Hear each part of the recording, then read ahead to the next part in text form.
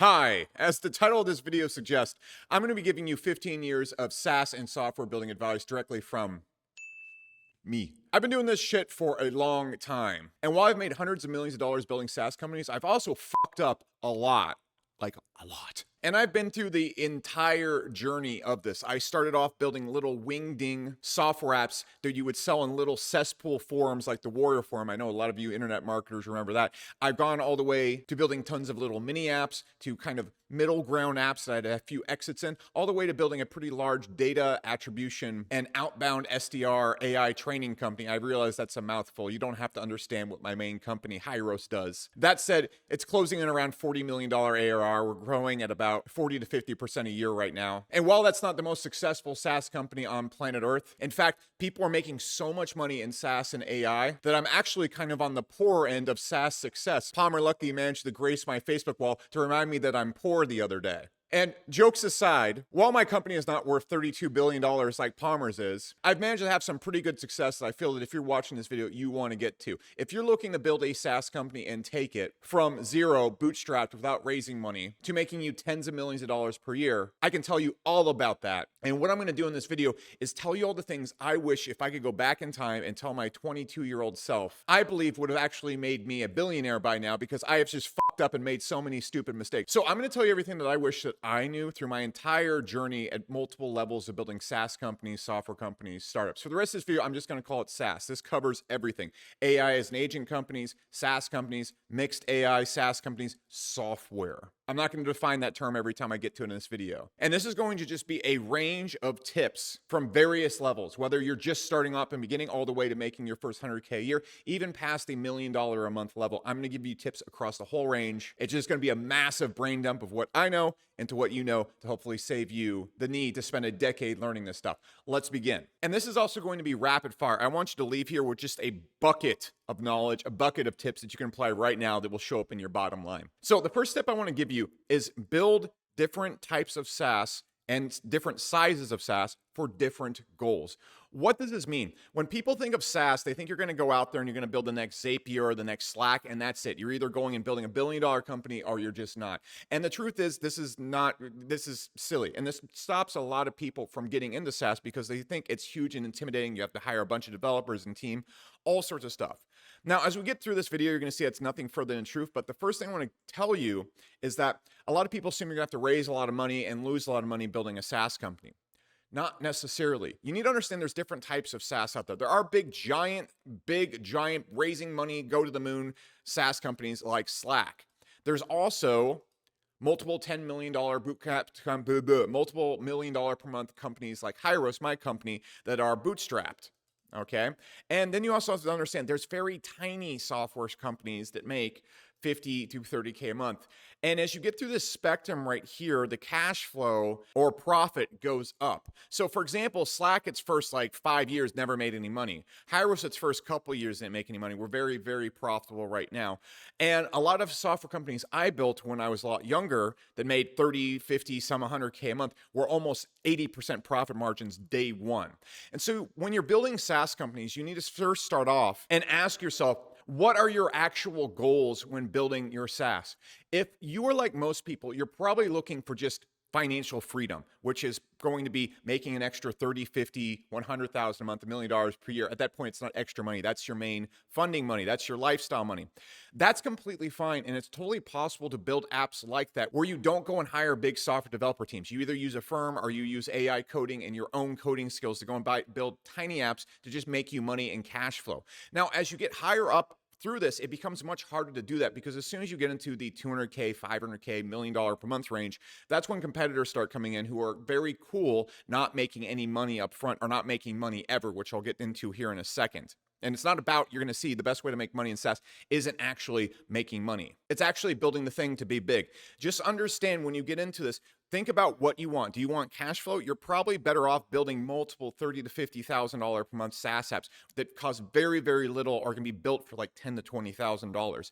If you're trying to just get to maybe $1 million per month, you're probably better off just bootstrapping the company, kind of similar to I did at Hyros. There are bootstrap companies, which bootstrap means you didn't raise any money from investors to build a company. That said, that's not the fastest way to build a really big company. If you're looking to make billions of dollars, you're probably going to want to raise money and try to build something like Slack. Most people are going to want to go right here. So just get this out of your head that you need to recognize what your actual goal is for your financials and your career and where you need to target. I want to be a billionaire and build something like Slack, okay? And I think I can turn Hyros into something these sizes right here. There's plenty of big companies like Surge or Valve or whatever that are smaller companies that didn't raise any money that have just gone to the super multi-billion-dollar valuations. For example, OnlyFans, Zapier, Craigslist, examples like that. So just understand this as we get into it. Now, I mentioned before, number 2, this is the next tip right here, that the best way to make money in SaaS isn't actually trying to make money in cash flow. So what do I mean cash flow?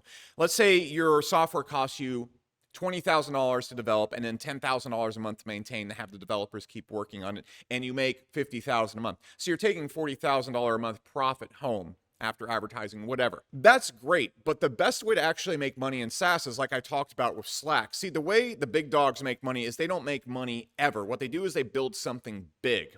So, for example, if you look at something like, I don't know, 11 Labs, relatively new AI company, Cursor, one of the fastest growing AI companies, SaaS companies, software companies in the world right now. They've shot from $0 to $100 million lightning fast. They've not made a dollar. They've raised tons of money. Their cost to run is way more than what they make. Why on earth do they do this? It's because it builds the equity valuations to crazy numbers. I believe Cursor, I'm just going to throw out a number, is worth like $10 billion right now. Okay. So if you're the founder of the company, 20%, let's say you have 20% of the company. I, for example, try to bootstrap my company. So I have the super vast majority of equity in my companies. I like to own most of the company because that means there's more upside for me. And I'm also the person that funds my company. So I'm able to pull that off. But let's imagine you're a founder and you have to raise money. Okay. You build a company at $10 billion. You've never made any money. You've raised a ton of money. You're losing more money than you make, but the company is worth $10 billion. Therefore, your 20% is worth $2 billion and you never made any money. And the reason why this is the best way to make money is because going and building something big with other people's money is one of the fastest ways to build something big and make the billions of dollars doing this. So you have to understand that most founders are not trying to make money. They're trying to grow their equity value. Then when you have $2 billion in stock, you can borrow money against this for the rest of your life. Say I want a $100 million house. No problem. I borrowed $100 million to buy my giant mansion filled with exotic tigers. This is how most people make money. Facebook didn't make money forever. Did it look like Zuckerberg was hurting for bucks? No. This is how most people, the smartest people, make money and how you want to make money as you get more advanced in SaaS. Because if you have a business that is making $100K a month and you extract $80K a month from it, that $80K a month isn't going towards growth. Whereas if you go and keep that $80K a month in the business, you can then use it to grow the business, and the business is going to grow to, let's say, $300,000 a month. Let's say at $100,000 a month, your equity is worth $1 million, just at a normal SaaS multiple 10x. Now your equity is worth $3 million. And so if you do this in a year, you actually made $2 million a year instead of just $1 million a year. And also, if you get your growth and ever getting going, it could also be much higher. You get into the 20x multiples and whatever. Another thing I want to point out is one of the benefits of SaaS. It's the multiples and the consistency of the income that comes in. One of the reasons why SaaS is, in my opinion, the best business model is because it's one of the best business models for reoccurring income. So when you're building a SaaS company, you're billing people every single month. You know this. Look at your Netflix account. That's an example of SaaS type of billing. And so your goal in SaaS purely is to get a customer and keep a customer. And this makes the business, in my opinion, really simple. Because in e-commerce, you have to do all sorts of crazy marketing because everybody else is selling what you're selling. And in info marketing, you have to do all sorts of stuff because people don't stay when they buy your products. But when you have a SaaS company, it's almost like you're selling a phone bill. And when you're selling a phone bill to somebody, they keep it on forever. So if you can get one customer and you can keep them for years, this is going to lead to low churn, which churn is essentially the rate of what people leave at. So if you have a 5% churn, that means every single month, 5% of your customers leave.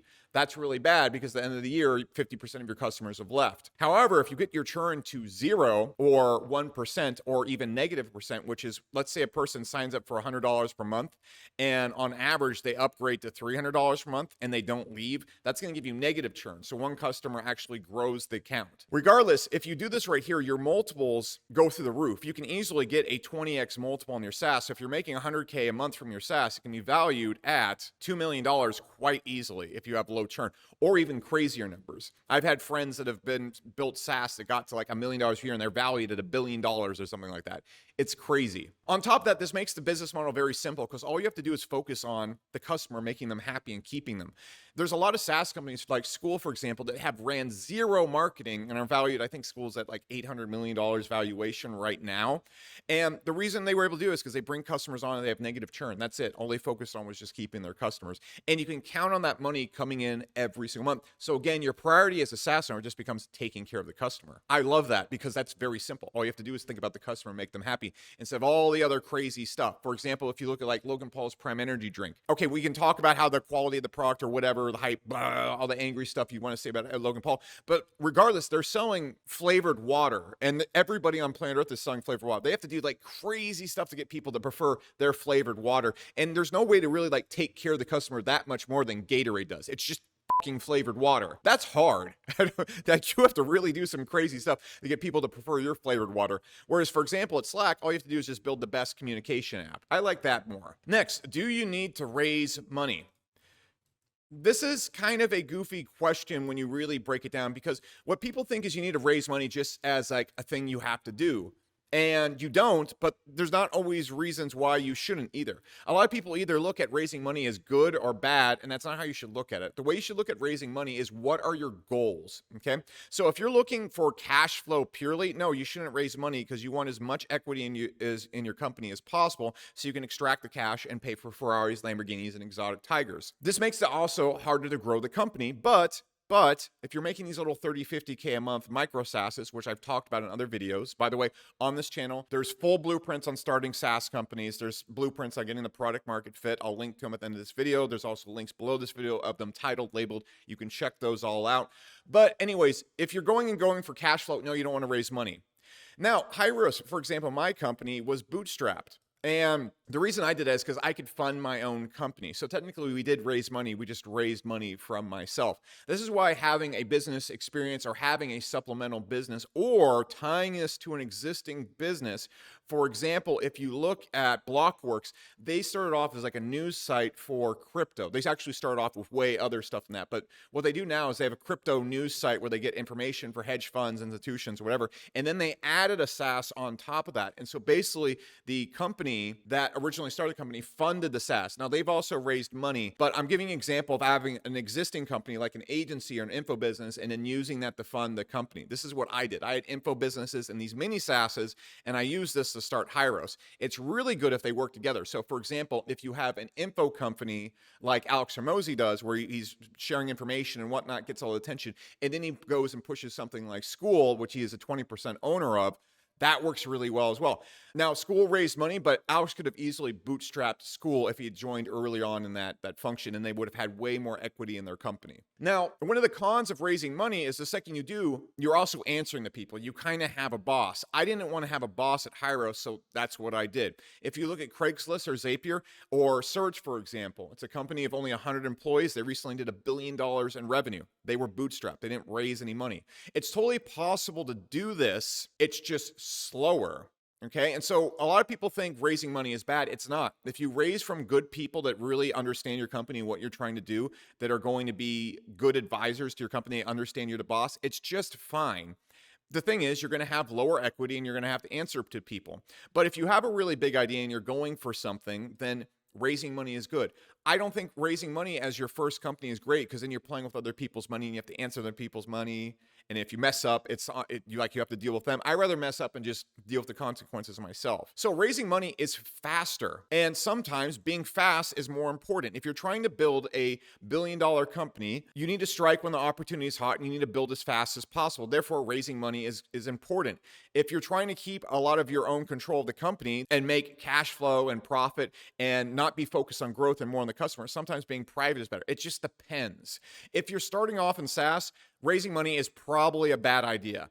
If you're on your second or third SaaS and you have a really big idea, you want to scale the moon, or your SaaS starts working really, really well and you have lots of product market fit and competitors are starting to pop up, then raising money to build fast and outpace your competitors is also a smart idea. It just depends on the situation. And like I said before, when I talked about building for equity, this is why companies go and build and lose money as they're building. You're probably thinking you have to lose a lot of money by default in SaaS. No, that just has to deal with the best way to actually make money in SaaS, because the best way to make money in SaaS is to build a big company, not actually make income and cash flow from your company. You can actually do both. For example, OnlyFans is massively profitable. If you look at Pump.fun, massively, stupidly profitable. If you look at crypto apps like Uniswap or whatever, massively profitable. You can do both. It's just kind of rare and it's a little bit more difficult, and you really have to get into a niche and run hard early on. So just understand those different situations. And that's why people are raising money. And that's why they grow like they do.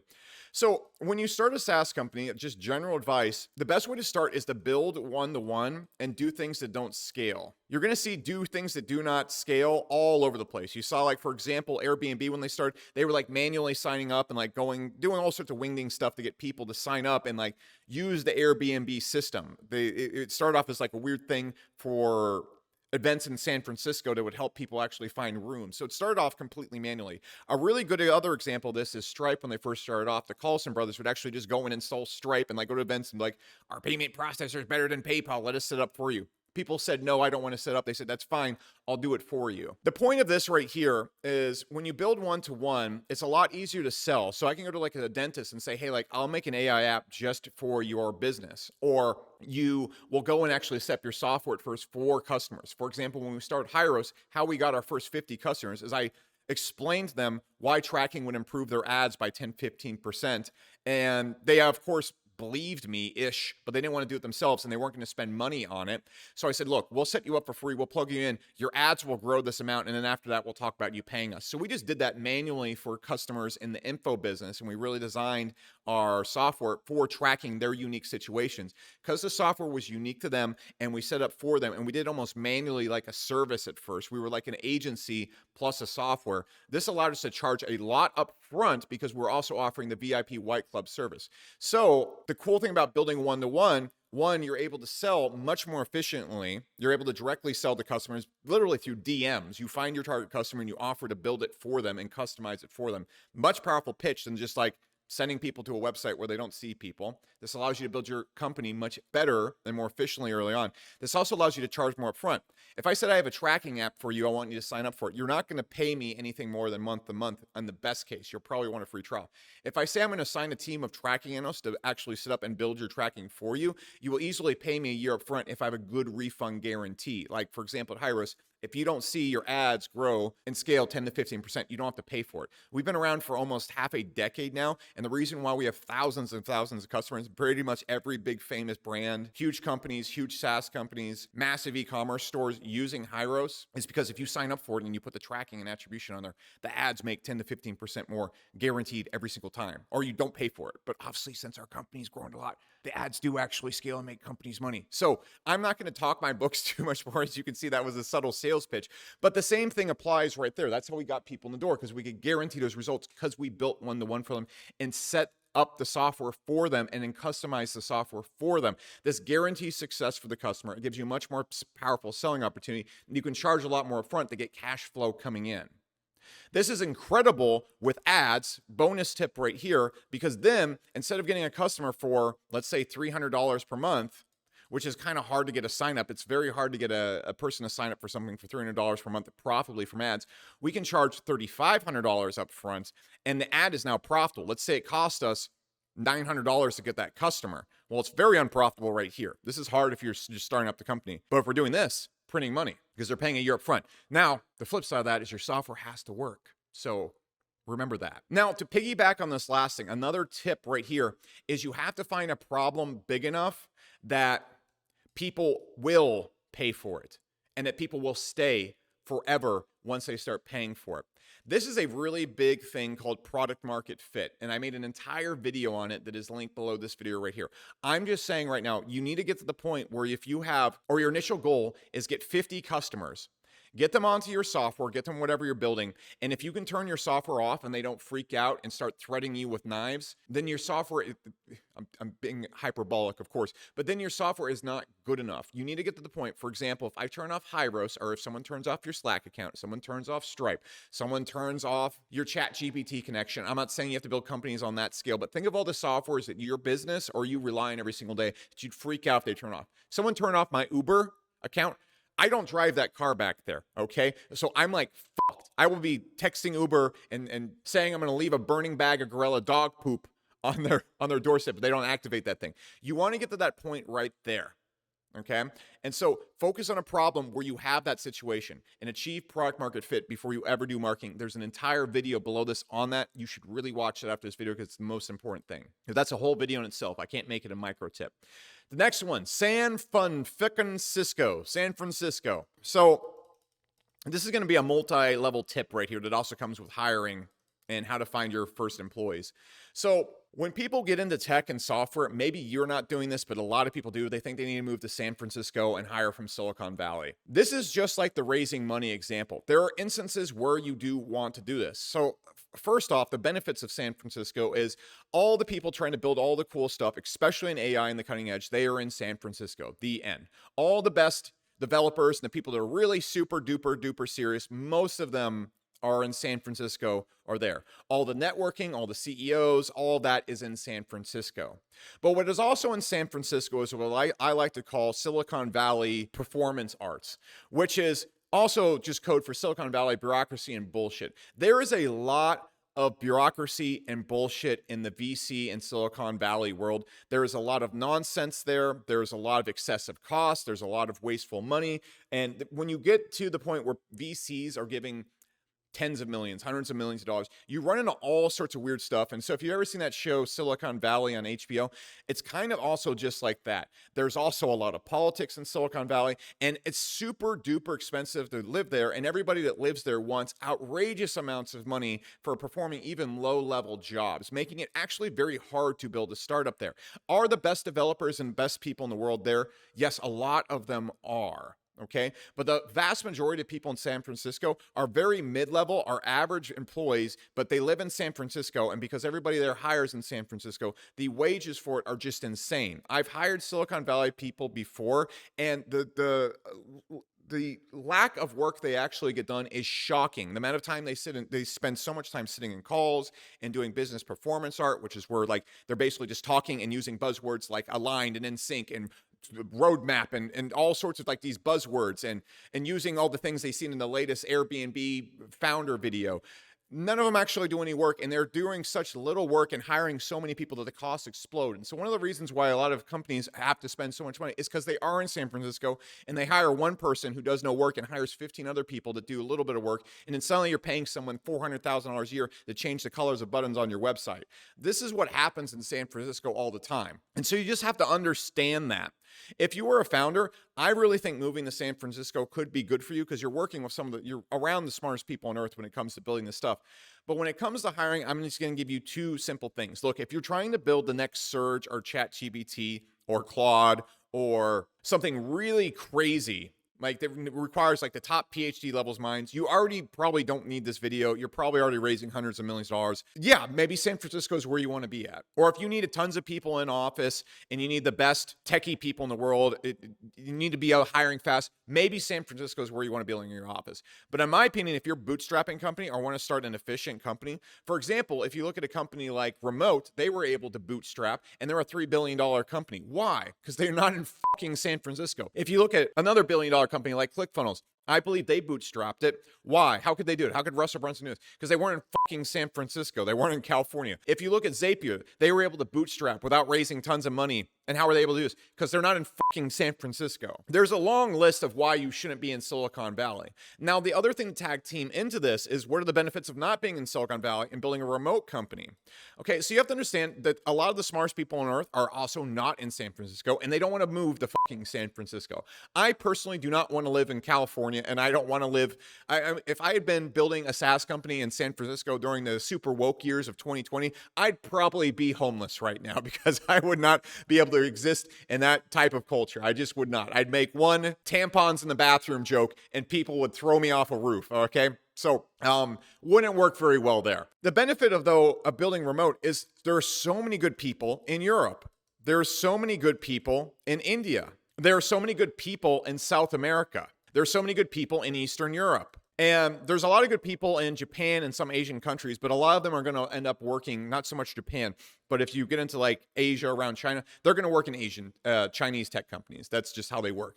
So a lot of these companies right here, there's also really good people in the middle and every other place in America other than New York City and San Francisco. And the thing is, for example, if you have a developer living in Portugal, or you have a developer living in Mexico, they don't need $500,000 a month to afford a one-bedroom studio apartment in San Francisco, okay? Them getting a house for their family isn't going to cost $10 million per year. So you're not going to have to pay a junior developer $300,000 a year to change the button codes on your website. That's the benefit. You can also pay people huge incomes compared to where they're living at. And they're not like third world crappy employees. These are really, really good developers. For example, in Hyros, a lot of our developers, most of our developers are in Argentina. They are amazing developers. We do all sorts of crazy shit at Hyros. We have the best tracking in the industry, and all of our competitors are doing the Silicon Valley huge techie thing. And I guarantee that's why their costs are so damn high and we can move so much faster. If you look at a company like Remote, this is a really good example. They built it in the Netherlands, but all their employees are all over Europe and all over the world. They were able to build super efficiently, super fast with a small team, and they didn't have to raise any money.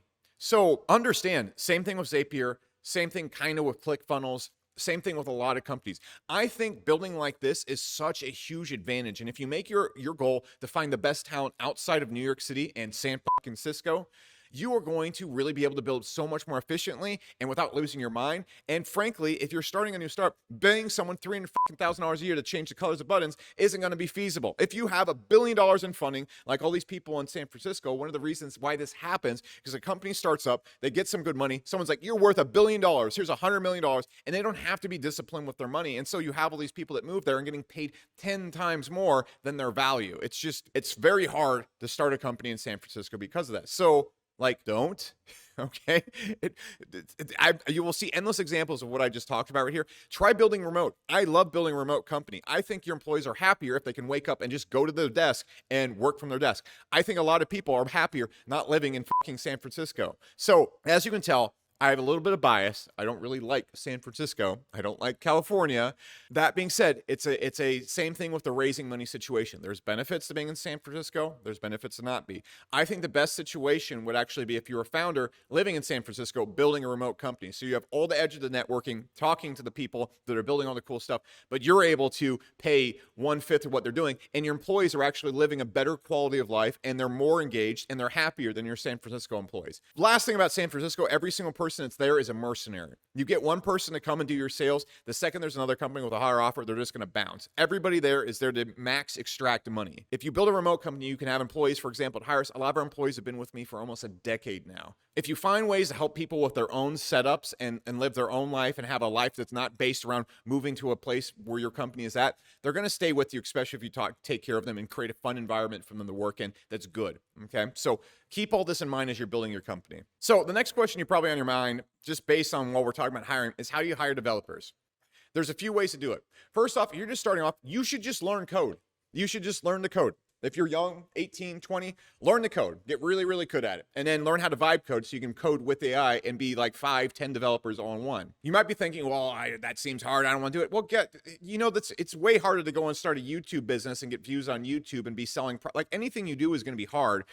Coding, worst case scenario, you have a job that you can run into if you get good at coding. You always have a job where you can run off and work for some Silicon Valley company changing their buttons for $300,000 a year. You always have that backup. It's just the best skill set to ever have. It just is. That being said, as CEO, you're not really going to be coding that much. You're going to be more so focused on sales, product design, and running the company and running the people inside the company. That said, you can always fall back and actually help your team with code. And I just think being a technical founder is so much better because, and I regret this, I'm not a technical founder. My basis is in sales, internet marketing, and product design, okay? I wish I did code because you can figure out the business side later on in life. It's kind of hard to pick up code at 35. I can code video games, I can code JavaScript, but not at the level that I need to be able to be at. It just unlocks so much more opportunity, and you can build your softwares very easily and fast and free. So it's worth taking 6 months when you're younger to learn code at a level where you can actually go and build your initial app and MVPs, because then you can do it for free. You don't even have to worry about hiring developers. Now, once you have the point where you can either code or you have a little bit of money, my best advice is, if you're going to hire developers, two routes you can go. One, get a CTO who is really good at hiring developers. This is such a huge hack. Get a business partner, get a technical founder that's good at hiring developers, specifically if you can't code at all, because you can evaluate these guys. And there are two types of CTOs. There are ones that are just brilliant tech guys, but they don't know how to interview, they don't know how to hire. That's gonna be needed if you're building something crazy like Claude or something like that. You're building something revolutionary, you need a once in a generation mind to go build that. If you're not, you need someone who's good at code, who's really good. So for example, our CTO at Hyros, he's amazing developer, amazing coder, but he's also very good at hiring. So he's able to go and build out the team for you. Also, if you're building these little mini SaaS companies, in my opinion, the best way to go is to hire a firm. So those firms, which are essentially a CTO who has his own team, and you can basically just recruit him, and he manages a team, and you basically pay him, and then he manages a team, and he's working on a few different projects, or he has multiple teams that he'll build, so he'll just build you a team, and you're basically paying the firm to build the software. This is not great if you're trying to scale to billions of dollars. If you're trying to scale to 50K, 100K, 200K a month, this works fine. And then once you get to 200, 300K a month, you can just be like, hey, CTO, just come over here, and we're actually just going to make this a real company. We're not going to run it like this anymore.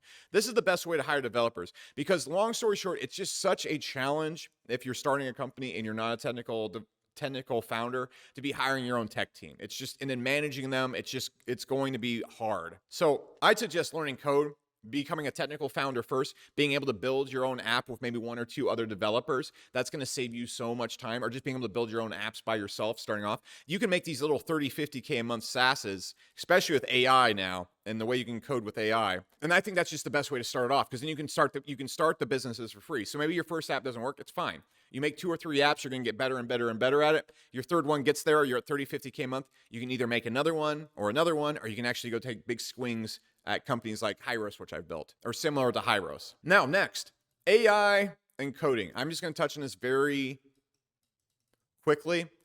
I don't think we're going to be at the point where you can solo code or replace companies or huge SaaS companies with AI anytime soon. On top of just coding a company or building the app in general, there's huge maintenance that comes with maintaining all these things. And so where vibe coding has a very huge flaw is once you get, there's 3 flaws that you need to understand. And I'm not telling you not to learn how to vibe code. This is why I'm telling you need to learn how to just code. And you're not going to be able to build SaaS companies just off vibe coding. It's just not going to work. We're not going to be seeing Claude building companies and replacing SaaS companies anytime soon. There's 3 reasons for this. One is just as the database or the infrastructure of the app gets complicated, the AI is not able to take into context everything that's going on. Okay. And so there's too much going on. It's tons of files talking to each other. It just can't take that all on at once. And it doesn't have a memory of how your software works. AI doesn't remember things. Every single time you boot up ChatGPT, it's back to the first version of what it is. Any memory it has is just basically prompts and information loaded into it from your past conversations, and that's very limited of how much you can actually take in. Now, that's of course going to expand and everything, but part of building any software, any game, is understanding the overarching infrastructure of your code and having an understanding of how it all works together. It's like a person, and you remember how a person works. Say you're working with a person. Do you remember their behaviors, how the things they know, the things they don't know, how they work together, the way they view things, and that's how you work with them. It's the same thing when working with code. AI just doesn't do that very well. On top of that, as you're building these huge things, the complexity, even if it could understand, the complexity gets very complex, and you have to understand the je ne sais pas and the strategy behind your code. So for example, if you have a video game, there's core infrastructure of how all the NPCs work together, how they tie into the damage systems, the health systems, and everything. And each coding, it's not like a cookie cutter blueprint for each video game. They all have really unique systems that are designed, and it's called the architecture of your code, and you have to understand how they all talk to each other. Okay.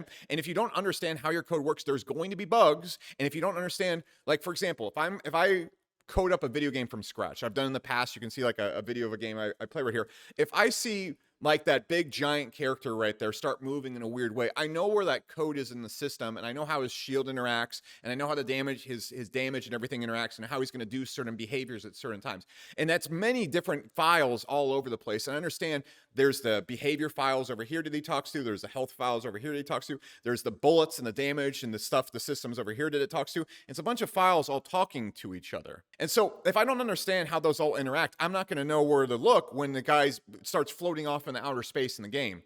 That's a very simple example right there. But if I vibe coded all that, or I didn't understand my code, then you're not going to be able to go out and fix that. And so the way you need to learn how to code is using with AI to speed up your code, but you're still the one controlling the architecture, and you understand how it works, or you're going to run into that instance right there. And that's why vibe coding isn't going to be replacing anything anytime soon. You should develop with AI, not have AI develop your systems. You can greatly speed up, for example, that big shield character on screen. I can speed up building how the bullets interact with the shield and then the health systems behind that, and then automate the spawning of systems, or create a spawn system in the game with AI very, very quickly, because it can look at the code and do that. So I can create individual parts and speed up that. But as far as the architecture and all of it working together, that's where you run into problems, and that's why vibe coding isn't a scalable solution. Finally, that comes up to the third problem, which is maintaining all of it. As you build a big SaaS app, things change, APIs change, integrations change, new stuff releases in the world that the AIs haven't seen before, and they can't code, or they don't understand, and they're not able to go into. So again, you're gonna have to understand how your app works to maintain your app,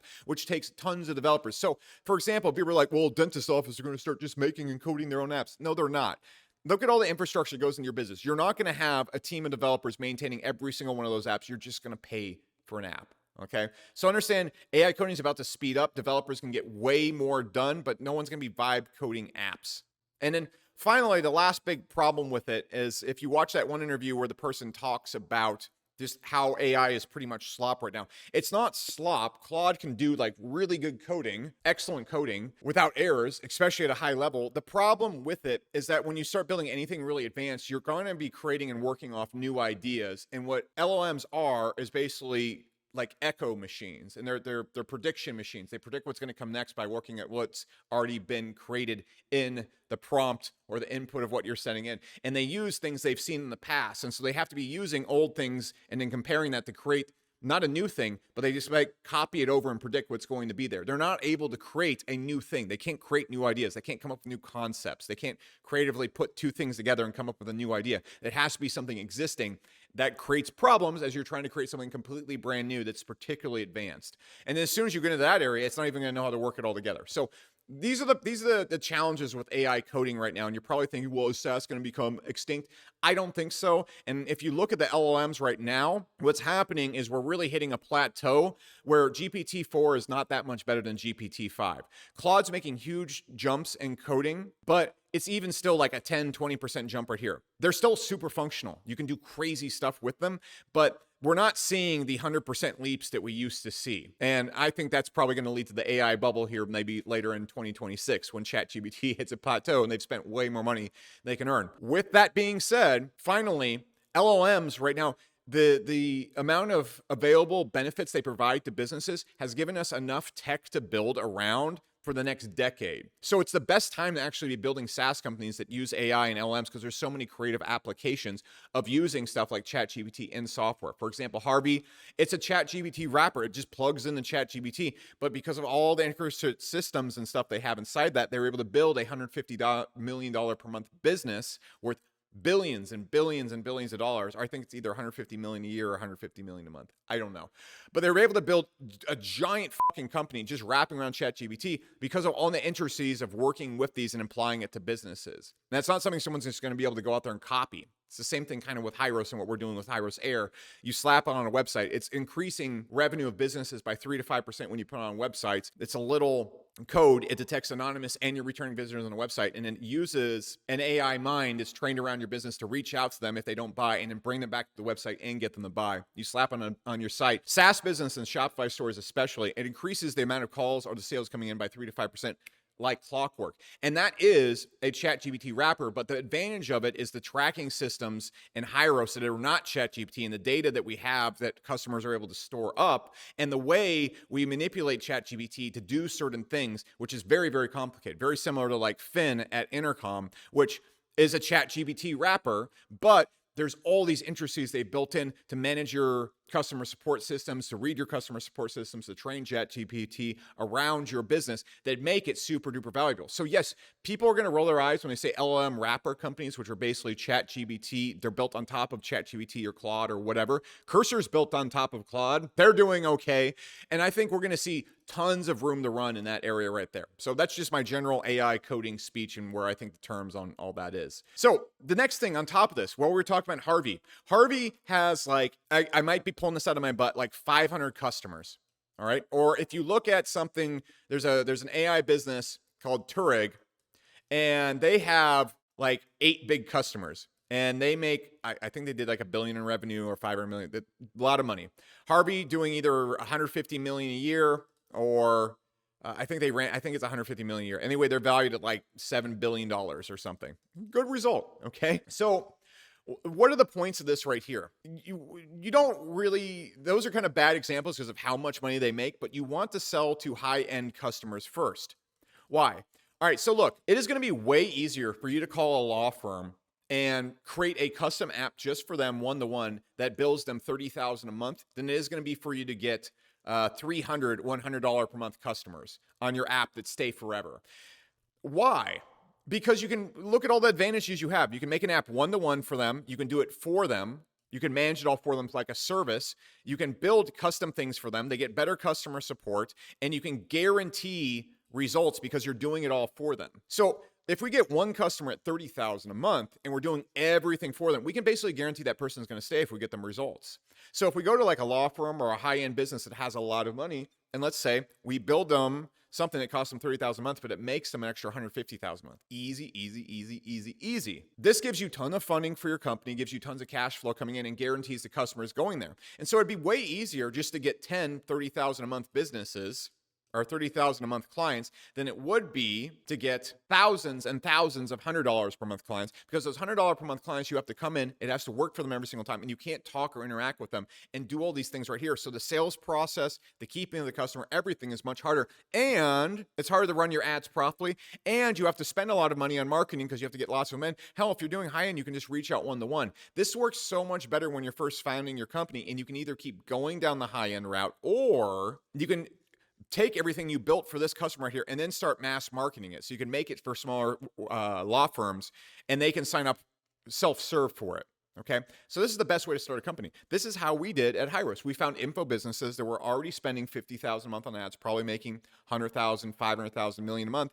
And we said, hey, we're going to set the tracking. You're making $200,000 a month on your ads. This tracking will make you an extra $20,000 a month from scaling your ads. We guarantee it. You're not going to have to pay us if it doesn't do that. You pay a year up front because we're going to custom set it all up for you. That year up front makes us a lot of money, gives us cash flow coming in. Instead of getting hundreds of customers to get to 100,000 a month at Hyros, we only really need to get 30 customers per month to get to 100,000 a month. That wasn't too hard to do. We were able to scale. We had cash flow coming in, and that became reoccurring as those annual contracts renewed every single year. And so that's how we built the company much better and much easier than going and selling a $19 per month little gizmo to thousands of people, which is very hard to do. Which comes down to the next thing. Before you start doing any marketing, make sure the customers have results. I don't care. This is a little bit challenging sometimes if you're in a place where you need to get cash flow, because you can't always make the software perfect before you start selling it. But if you do it one-to-one and you can get 20 customers that are getting a killer result, and then you actually have a product. Like I said before, if they threaten you with pitchforks if you turn it off, then you have a product. You have product market fit. Okay? So the reason why you want to do that is because if you don't have this, what's going to happen is when you run marketing, people are going to come into the product and then they're going to bounce out of the product. Now, what do I also mean by result? For example, when Dropbox first started, if they got 100 people in, only about 5 of the people stayed and used Dropbox, even though Dropbox had the full functionality it did before. When Gamma, a company that's worth billions of dollars right now, they make PowerPoint presentations from AI.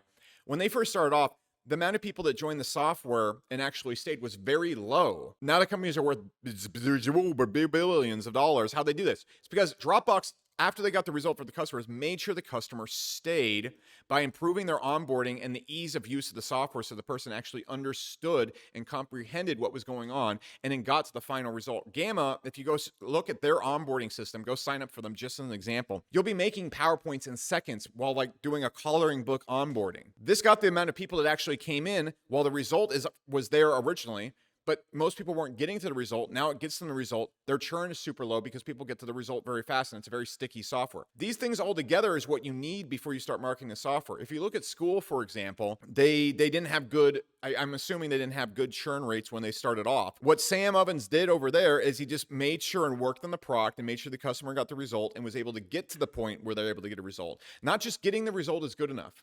That's not good enough if the software just gets a result. The person has to get to the point where they realize they're getting a result and they see the result. If a lot of softwares that you sign up for, it's like you walk into an IKEA store and there's just a throwing IKEA pieces everywhere and the sign that says good luck and just an empty room. It doesn't matter if that bed that you build from the IKEA furniture is the most comfortable bed on planet Earth. If people aren't able to build and construct and get to the point where they lay down, they're not going to keep paying for the product. Same exact situation. So you need to get all this laid out before you do your marketing, before you start selling it, because I'm sure you've seen a lot of info marketers and internet marketing gurus. A lot of the most famous dudes outside Alex Hormozi have launched softwares and none of them exist a year later. Why? Even if the softwares work, it's this. They start marketing before they made sure the result was there and the customer can get to the result, okay? If Uber, for example, when you sign up for it, it took 15 forms and you had to like do a ton of manual stuff and verify your ID, you wouldn't use Uber, despite Uber getting the result. Understand this when you're building your companies. And my final two pieces of advice is this one right here. And there's times to disobey this. Just do one thing when you're trying to go big. If you're just starting off, I think the best way to actually make money is to build micro SaaSes because you can actually go and niche down. And so this is one tip that I'm going to give you right off the bat. Niche super far down when you're starting off. Don't just go after the call booking industry. Go after the call booking industry for dentists, but don't just go after dentists. Go after the call booking industry for organic dentists, the people that remove the metal fillings that are from the 90s and then replaced with an organic filling. Am I saying just do organic dentists? No, I'm saying you niche down to like the super subsets of businesses. Don't go after personal trainers. Go after personal trainers for older women. MILFs. Go older geriatric people, something like that. Niche down, because then you can make an app that's specifically for them and beat everybody else. You become the only person selling the product in the entire industry. Does that allow you to scale very far? No, you'll probably only be able to make 20, 30, 50,000 a month tops from the app. That's fine. Then you go and clone the app and you make it for another super duper small subset. Then you go and clone the app and you make it for another super duper small subset. Then you could actually wrap all the apps together and turn it into one big product. You see how that works? Niche down at first. That's going to allow you to build much better. But once you actually want to get to the point where you make $1 million or a couple million or 10 million or whatever a month, what you want to do is you need to just focus on one thing. You shouldn't be building multiple SaaS companies all the time. I have friends that have like an info product and a SaaS company and they run a YouTube channel and all sorts of stuff like that. And unless you're Alex Hormozi, who does all those things, you're not going to be able to pull it off. Okay.